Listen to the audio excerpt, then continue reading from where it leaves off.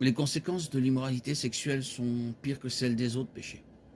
Fuyez l'immoralité sexuelle. Tous les autres péchés que l'homme commet sont hors du corps. Mais celui qui commet l'immoralité pêche contre son propre corps. Fuyez l'impudicité. Tout autre péché que l'homme commet est extérieur au corps, mais l'impudique pêche contre son propre corps. 1 Corinthiens 6, 18. Dans ce passage, l'immoralité est considérée comme distincte des autres péchés, tels que la malhonnêteté, l'orgueil, l'envie. Tout péché affectera négativement l'esprit et l'âme d'une personne. Mais l'immoralité sexuelle affectera immédiatement et directement son corps. La destruction provoquée par l'immoralité sexuelle aura un impact physique. L'avertissement étendu contre le péché sexuel dans Proverbe 6 contient cet avertissement.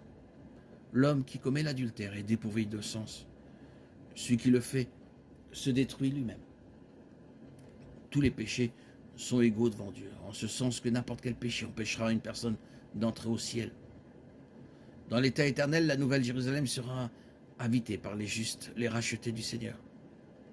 Hors de la ville sont les chiens, les enchanteurs, les impudiques, les meurtriers, les idolâtres et tous ceux qui aiment vivre dans le mensonge.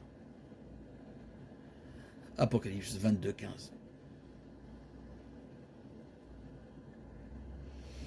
En même temps, même dans ce cas, il semble y avoir des degrés de punition parmi les chiens. Celui qui ne connaît pas la volonté du maître et qui fait ensuite quelque chose de mal sera puni légèrement.